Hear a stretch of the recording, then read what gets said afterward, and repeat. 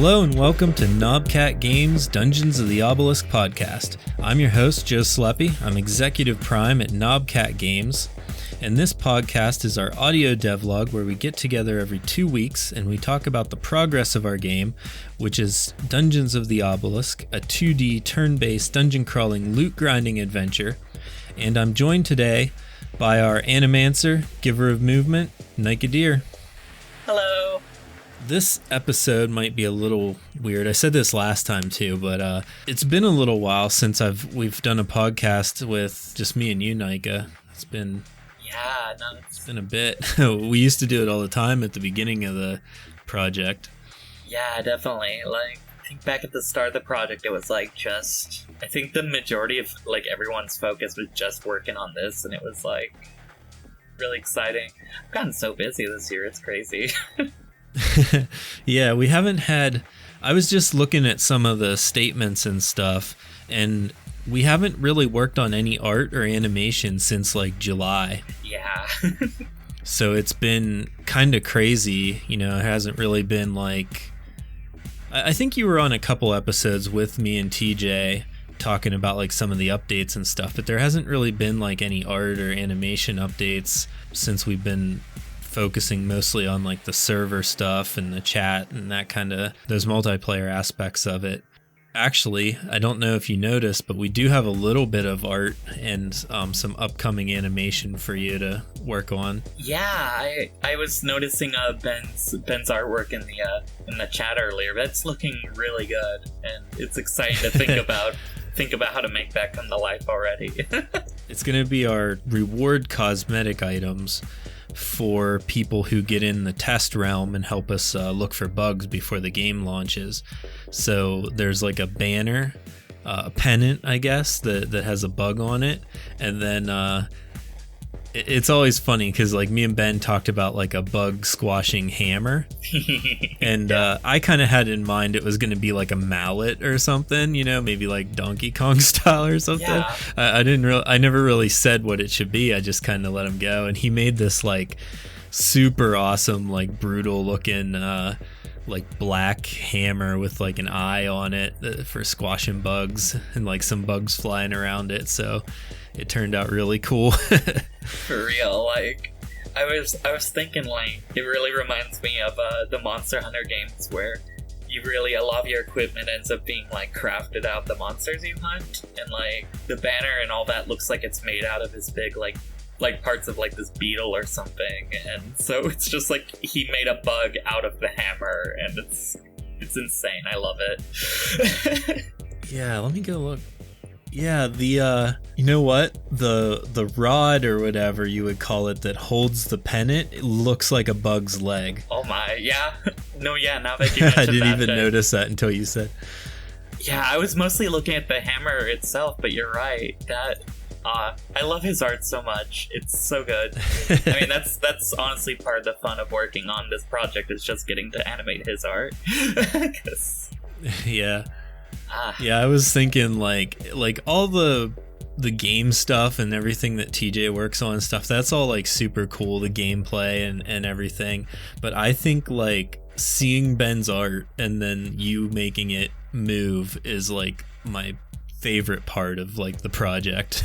And it's wild for me because that's like it's a lot of fun for me doing the animation. I'm sure Ben really enjoys making the art because he definitely seems to put a lot of his talent into it, but like for me it's always wild then seeing like TJ and you kind of get together and then you're working on it, and then I come back to the game like maybe 3 or 4 weeks after the last time I've logged in, and just all these gameplay systems are working and everything's moving and all these animations are playing together. It's really impressive seeing it come together. I know I always say that.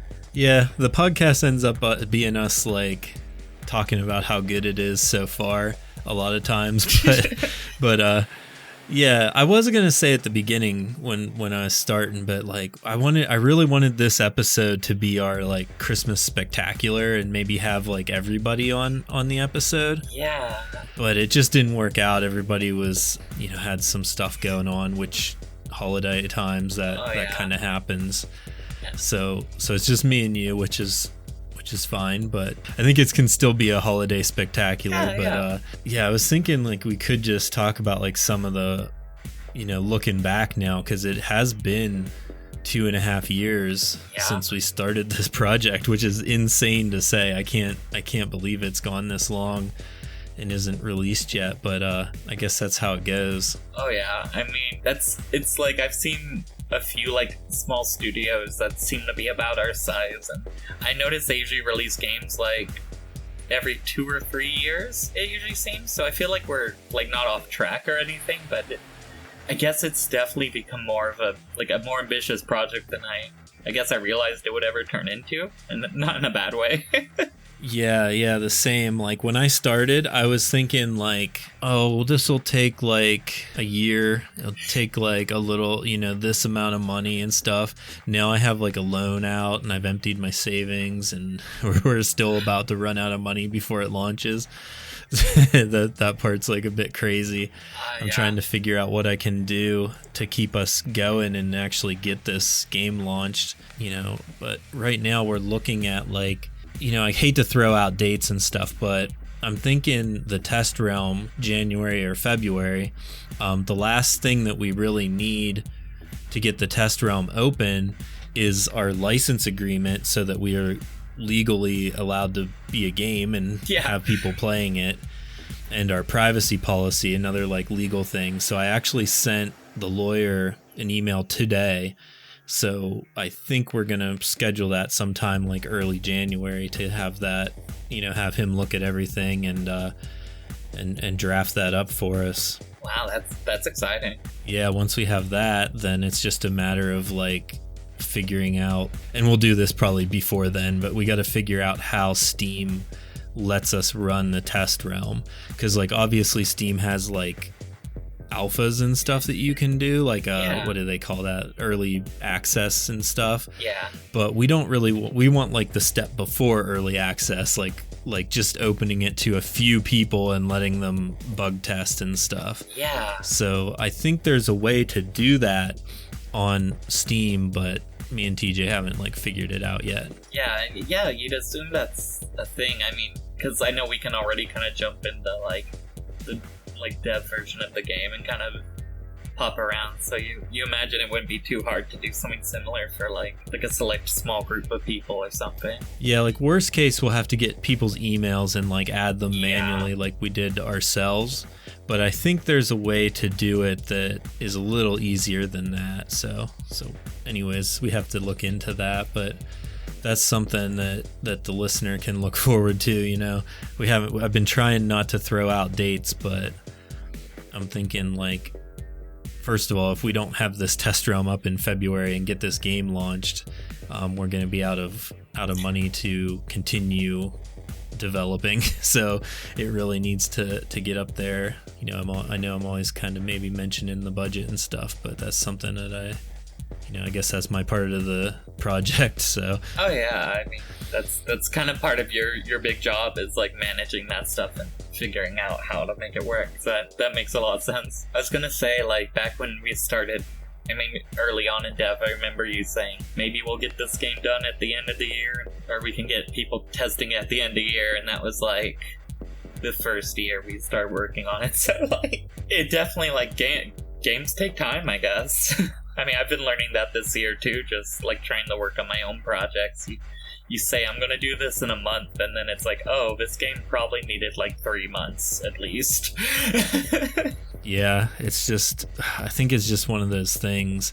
I mean, remember in January we had our stated Knobcat meeting and kind of discussed where we were at with everybody, and like we really thought like, June it would be done, and here we are in December. Yeah, for real. I don't know. That's a whole discussion in its own, but like, it's like, you gotta ask, is it still an indie game? Would we like get a publisher? And then like, would that take control away if you did stuff like that? It's like, or like, I don't know, some people do Kickstarting. Yeah, I mean, I'm not sure what makes the most sense for our project. I don't know how to look for a publisher, so I'm not sure how that would even work. Yeah. I mean, people, you have to learn somehow, I guess. So I could definitely try to look into that. But I don't think we're at that point yet. Like, I really want the game to be controlled by us, you know? Yeah, no, like, for real. where we have creative control. Like, I don't want somebody being like, oh yeah, Ben can't, you know, someone else telling Ben what to draw, you know, and stuff like that. Like, you know, or telling me what to design or for whatever. real, yeah. You know, I don't want somebody saying like, oh, you have to have more microtransactions or something like that. Like, because you know that's what would happen if someone gives us money. They're just gonna want. Oh, for sure. And I know that's like exactly what we're setting out to like avoid. So I figure that's probably not a direction we'd want to go. But just like throwing out ideas. And the other problem, and I know me and you have talked about this before, I think, but just for the listener, I guess the reason that I don't want to do a Kickstarter is if you do a Kickstarter, you have to be 100% confident going in that you are going to kickstart like in the first week of that Kickstarter. And the thing about it is we don't have that many fans yet.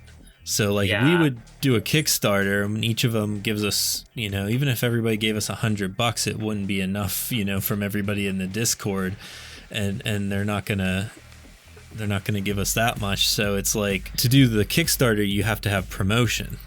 So I might as well like get our game launched and then just promote the game instead of trying to promote a Kickstarter that nobody. I think people are Kickstartered out too. That for sure. I think so too.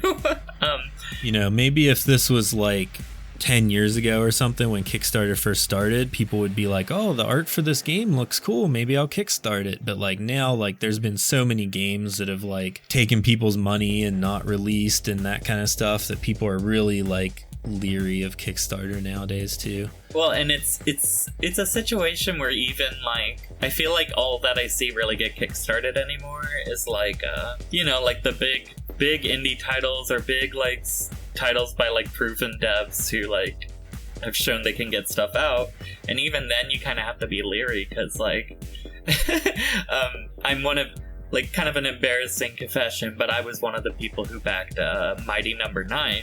If you remember that game. Oh, yeah. And it released, and, you know, I guess they released what they promised, but just, it needed some quality control, it needed some playtesting, it just kind of wasn't a great product, and... Yeah. So you gotta wonder, like, but for every one of those, like, I know the Castlevania dev released a game called Bloodstained a while back, and I hear that's actually pretty good, so, like, he can put out a decent game because he knows what he's doing, but you really gotta do your research and think about it before you commit to something like that. So I think you're right. I think people are more cautious. Yeah, I mean, I backed Yog Ventures, so... Oh yeah, oh my, I forgot about Yog Ventures. It didn't really, that didn't work out very well for them. I think we can make it work without having to do that. We're close enough to the end, to the finish line, that I think we're going to be able to get over it and start getting income from the real game, and that'll be ideal. For an indie like us that doesn't have like a name or anything else behind it to like get people's attention. I think it's a lot easier to promote and say, hey, play this game that's already out, than it is to be like, hey, we're trying to build hype for a game that's not out yet, so remember to play it when it comes out, you know? For real, yeah. So that's why we haven't been hitting too hard. Brittany has a lot of stuff ready to go. Once we're live, then she has like our email campaign and stuff like that we're going to send out and hopefully get some people looking at it. And of course we'll have like a wish list on Steam for a little while, because you have to put up a release date, and it has to be at least 2 weeks ahead of your launch. So I've heard that, yeah. Yeah, so we'll probably do like a month or so and have it up there for people to wish list, and hopefully it gets discovered that way. I forget what game it was, but there was some game on Steam that like released not long ago, and I remember hearing them announce like oh, it's coming out tomorrow, and everybody was saying, okay, well, the Steam listing just popped up, so they're gonna have to wait 2 weeks at least. And then sure enough, the next day they were like, oh, hey, we gotta announce a delay. The game will release in 2 weeks. Forgot to read stuff. Yeah. Just like, oh, jeez. Yeah, that would be a bummer. I definitely know about that stuff. I've got everything in Steam ready to go. The trailer's uploaded. The only thing that we haven't done is put the release date and then obviously finish the game. So. Oh yeah, and I mean, like right now, it's like I know we're gonna probably want to add more content, but it's wild that you can kind of just play like a whole game already with what's here. Yeah. I mean, obviously, there's only 10 dungeon levels, so there's going to be more eventually. Hopefully, I keep saying. But, yeah, we want to add more. You know, the goal is 100 dungeon levels, in my mind.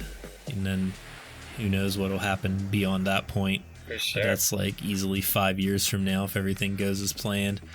Yeah, the way it works is once you beat level 10, the breach opens. Hopefully that's not a spoiler to anyone. We've talked about that a bunch, but the breach opens at level 10, and then it's a little more difficult than level 10.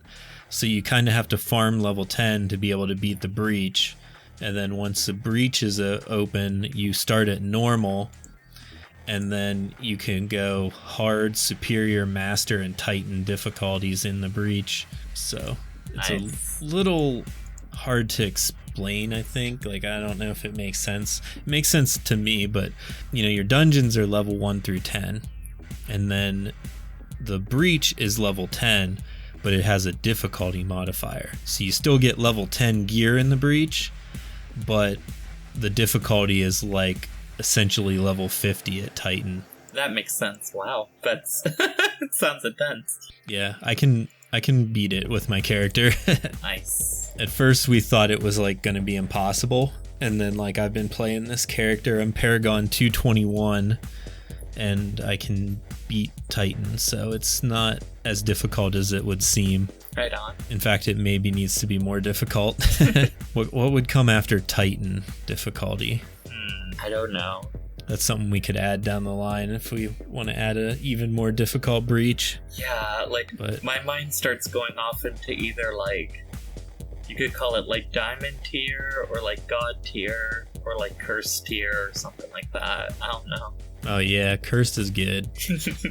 God tier is good too, because that is the next like level of items that I want to add eventually. You know, right now legendary and set items are like the top, but eventually there'll be like godly items and stuff. I guess what is another word, like mystic or mythical or something like that? Yeah, a lot of people use like mythic as that level, or ancient.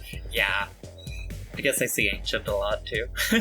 We kind of have like a I don't know, a little bit of a theme going with like some gods and stuff that, you know, will become more prevalent as we go, but so godly tier makes sense to me.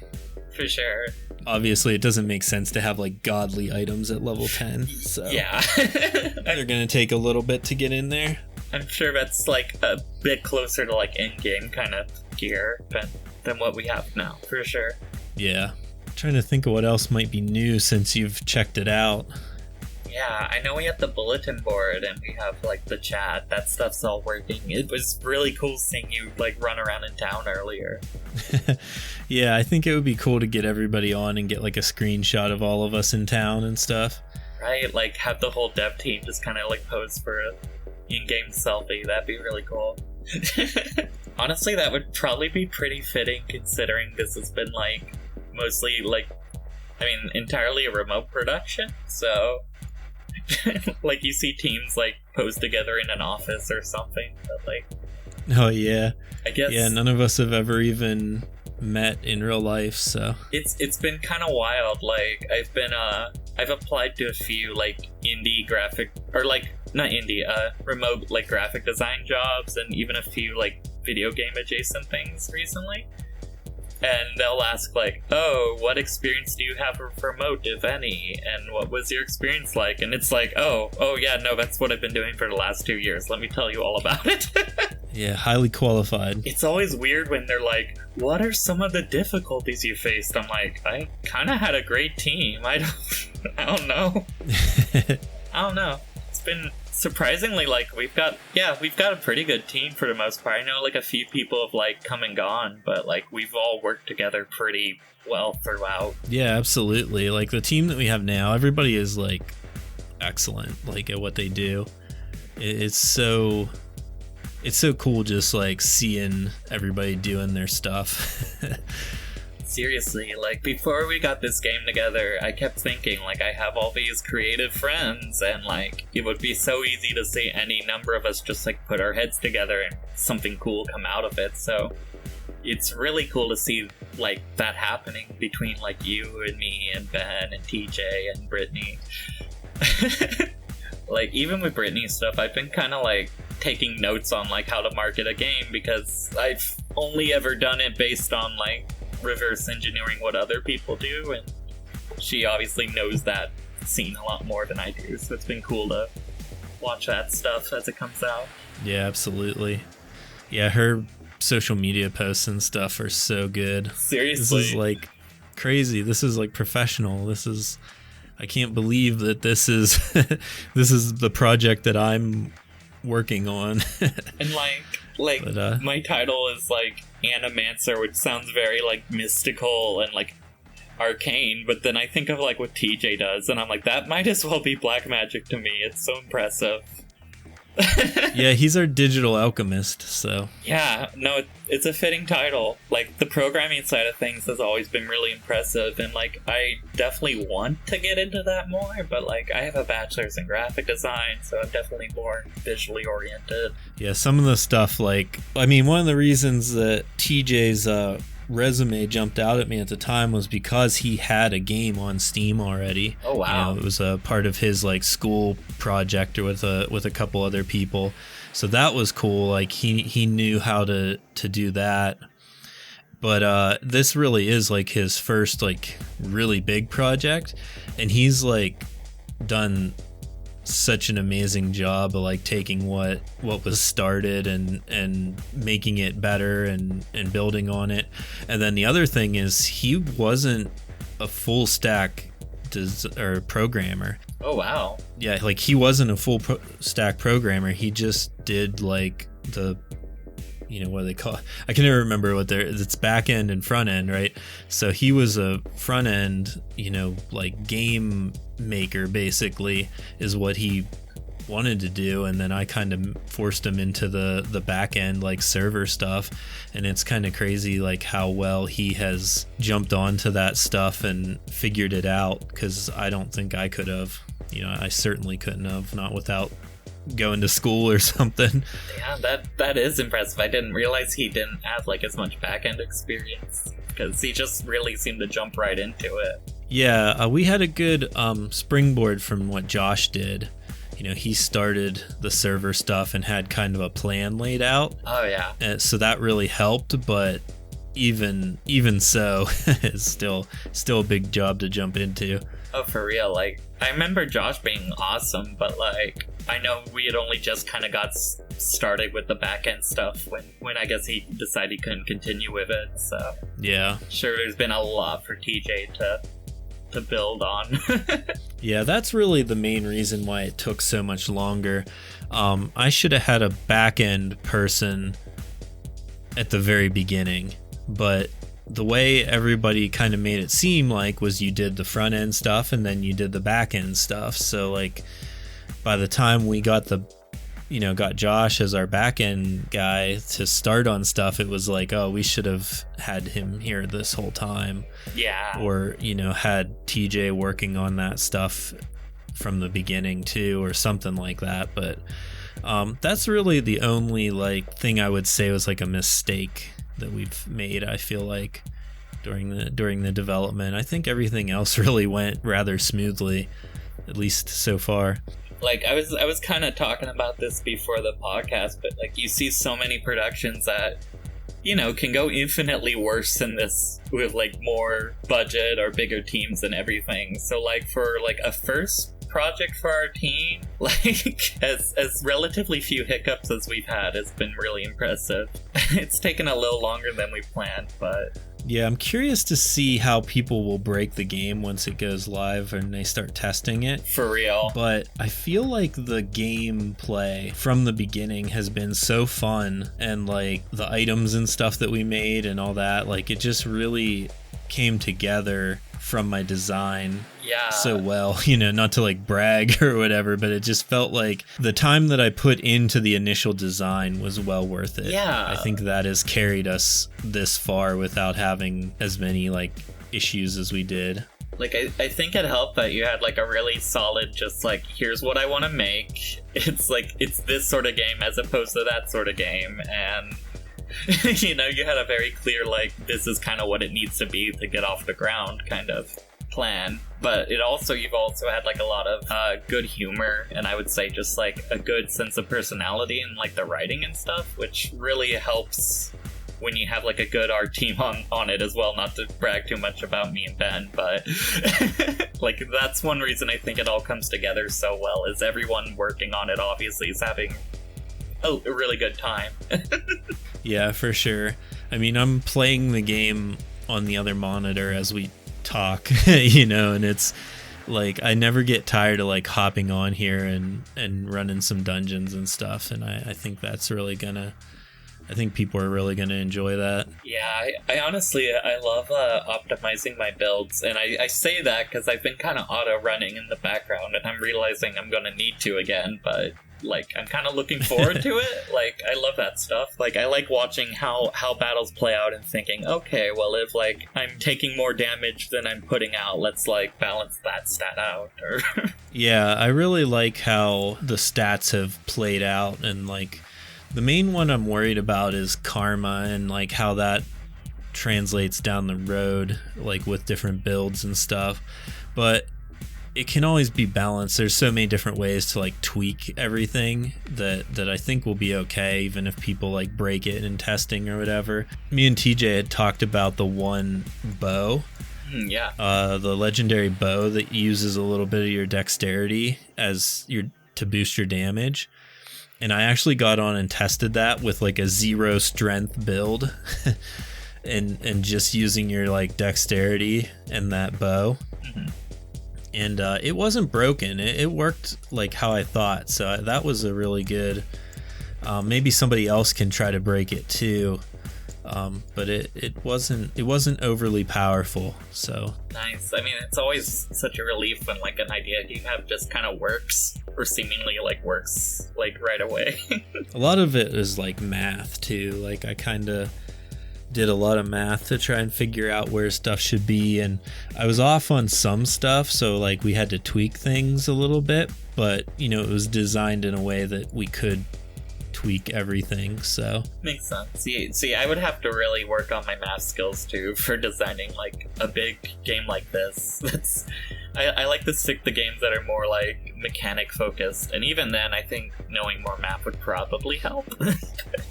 Because games are math, but it's never been my... Yeah, everything is math when you think about it. I mean, for sure. and nothing makes sense to me, so it also tracks. Bad at math, nothing makes sense. Uh-oh. Yeah. I just kind of stumble through life. It works out. I don't know. I definitely need to optimize my build because I just got like KO'd. Yeah. Yeah, I'm trying to think if there's anything else we should talk about. Oh yeah, one thing I wanted to talk about, and then we'll probably end the show. I've been thinking about, like, I don't know if anybody actually looks at this podcast on Bandcamp, but I actually have it laid out as seasons on Bandcamp. So this is technically the 4th season. Oh wow. And they've kind of broken up based on like the years and like halfway through the year and stuff. So I feel like this is time to end this season of the podcast maybe, and then start a new season. Not that anything's really different, but I want to start a new season maybe like when the game actually goes live, because I think maybe people are probably getting tired of us just talking about like oh, it's coming soon and this is really fun, you know? So I'm kind of thinking that maybe we'll take a break if we need to in January from the podcast, and when the podcast comes back, it'll be like, here's what you can play. You know, Test Realm is open, here's what people are finding out, this is the bugs, that kind of stuff, more so than just talking about like development and stuff. That makes sense, yeah. More like game updates at that point. Yeah, I've been excited since the beginning for this podcast to kind of morph into like here's the game updates and here's like what you can play, you know, and maybe we like, you know, add a zone or something, and then we talk about like our builds, farming it or something like that. Like, yeah, basically I just want people to be able to play the game, and I think that it'll be fun talking about the game once people are playing it.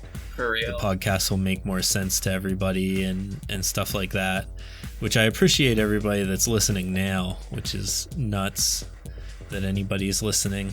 Yeah, for real. Like, I mean, it always seems like we have more listeners than you'd expect, for sure, since it's been going, but I know we talked about that recently. Yeah. If the numbers are accurate, like, dang. Yeah, it's definitely grown since the initial beginning of it, so that's pretty exciting. And I think I'm gonna wrap it up. Everybody that is listening, we really appreciate your interest in our game.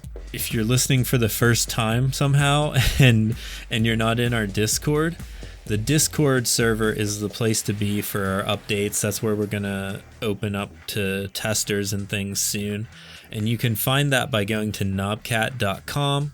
There's also a bunch of other interesting stuff on that site that you can check out.